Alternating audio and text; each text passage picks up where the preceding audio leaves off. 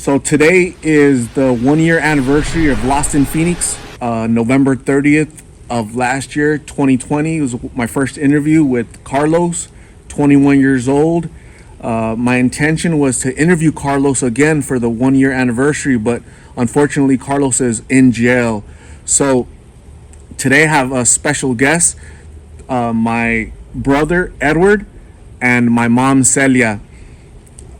So my as you guys know, I've had family deal with addiction, and so my brother has kindly volunteered to share his story a little bit, and you guys will understand a little bit of how how addiction has not only impacted him, it's impacted my mom the most, but also it trickles down to his family, his kids, brothers and sisters, and so it greatly impacts everybody. So, Edward, what were you using back then? When did you get started with that? I used methamphetamine. I started probably when I was 22, 22 years old. And how'd you get started with that? Was it friends? Was that work? It was I wouldn't say friends, just acquaintances. I was partying, just tried it, and I liked the feeling because I did coke too, but it wasn't coke. You had to do it all the time. You had to do it all the time, and it was meth. You just do it one time, and you sustain your high for a lot longer. And so, what was life? What was that lifestyle like for you, where you're using and trying to be better, trying to live a life? Were you working at that time? Well, yeah, when I first started, I kept my job. A little 20 of meth I'd just do a little bit of it, and that little bag would last me weeks at a time. So, it didn't, and I still had a job, so it didn't affect me too bad. I would just do it when I would party, normally on the weekends usually. So he says it didn't affect him too much, but how did it affect you? When did you notice? Did you notice right away? And how did it make you feel knowing that your son is going down that path? It's not a good feeling. It really affect me.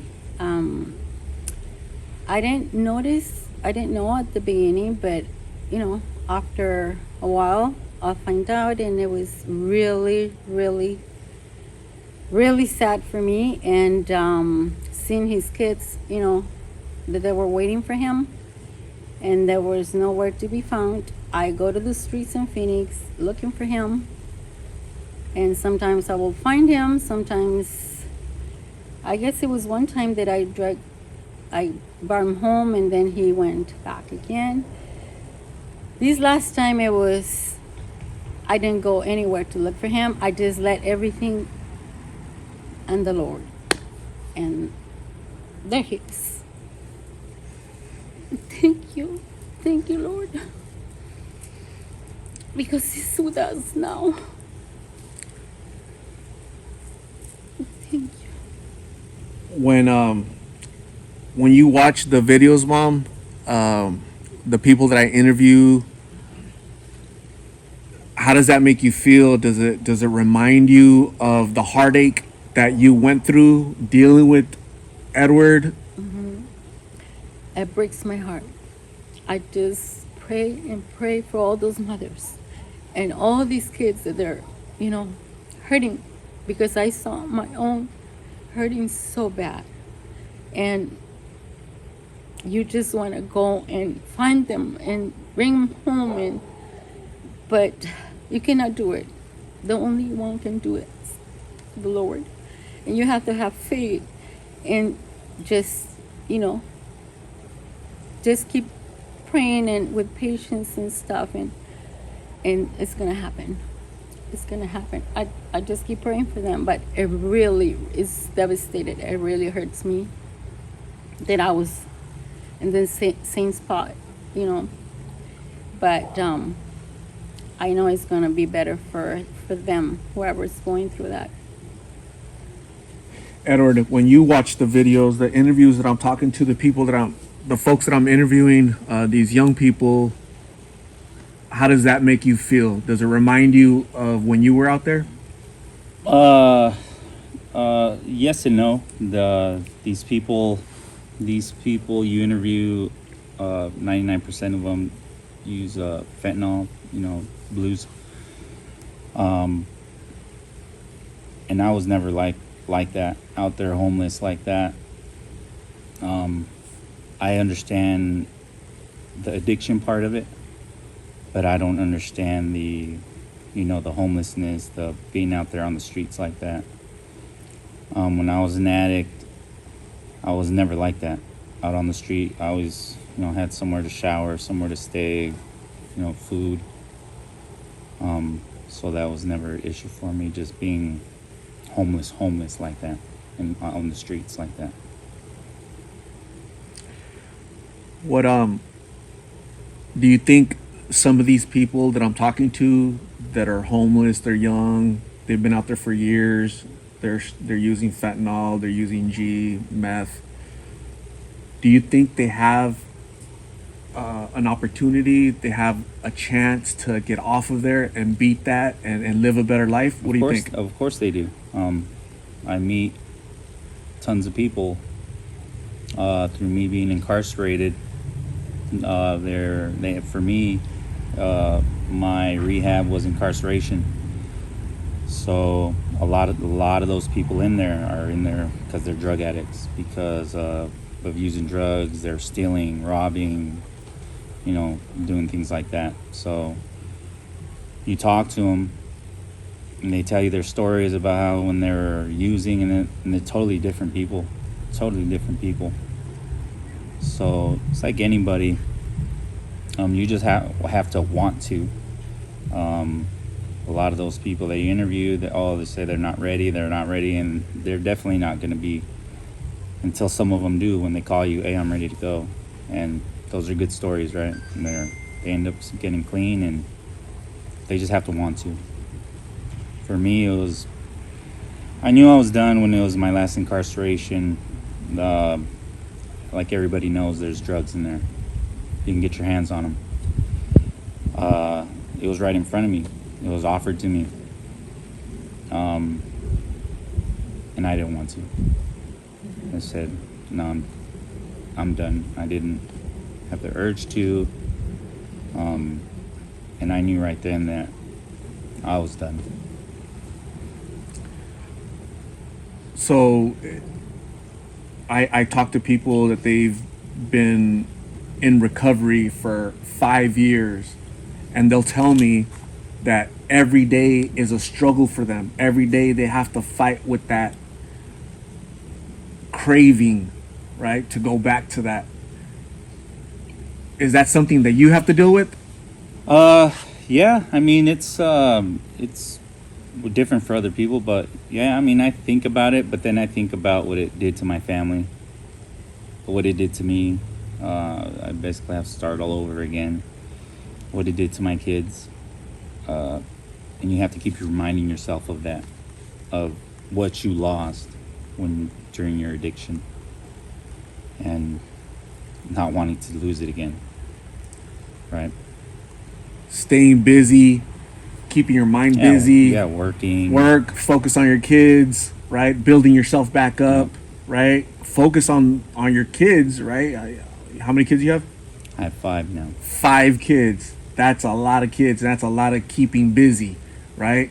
And so I think that's good. I think that's good therapy for you, for my mom, this channel.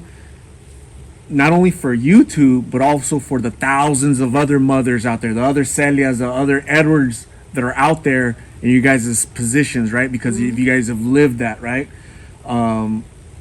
It doesn't just affect the person using, right? It's not just the person in recovery.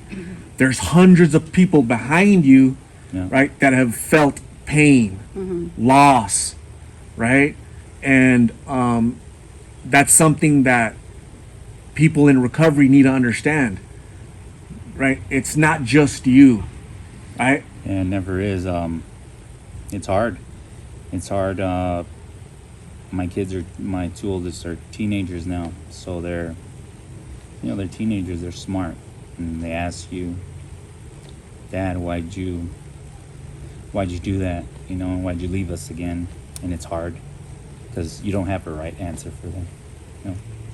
So all you can do is tell them that it won't happen again, and keep your promise, keep your word. What do you think, Mom?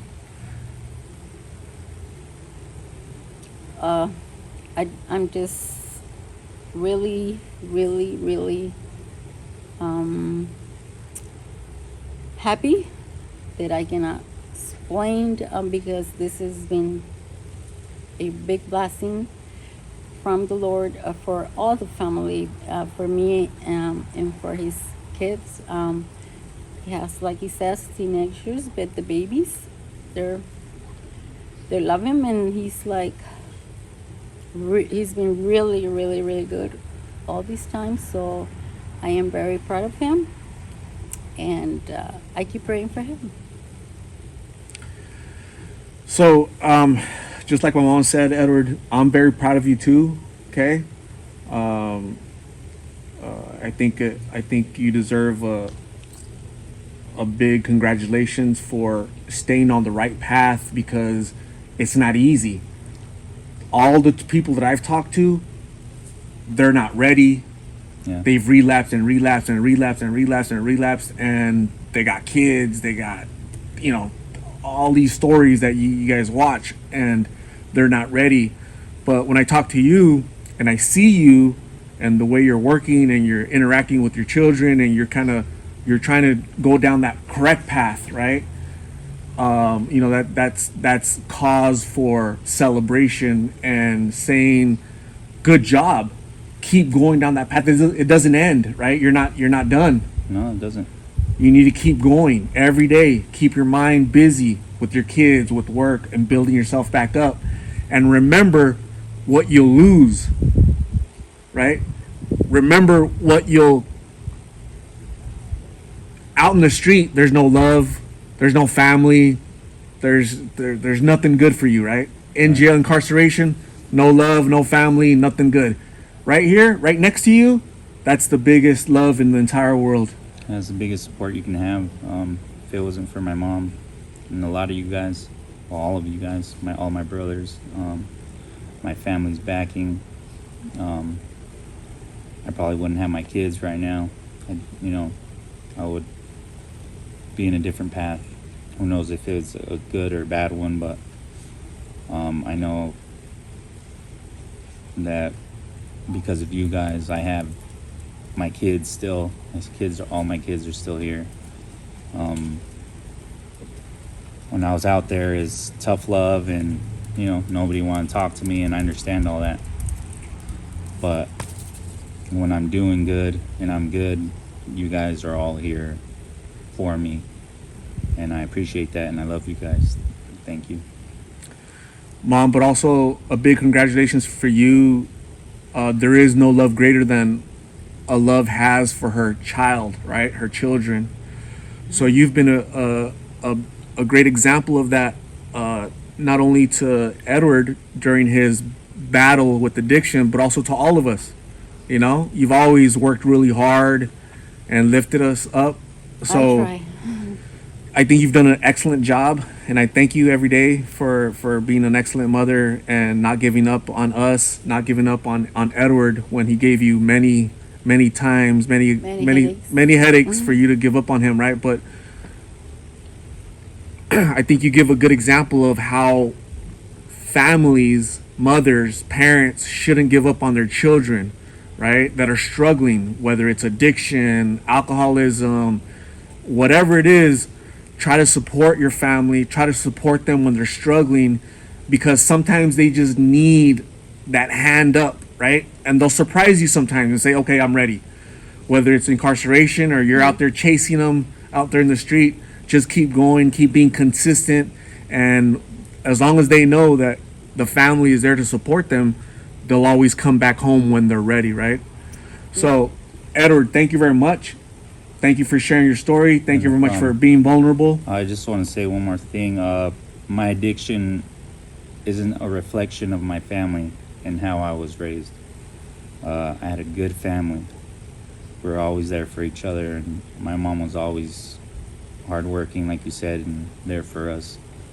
So my addictions, I don't want it to reflect bad on my family and maybe how they raised me, how my mom raised me, because she did a hell of a job. And she had a lot of kids to raise. And unfortunately, I was the little bad apple, but I'm okay now. And thank you, Mom.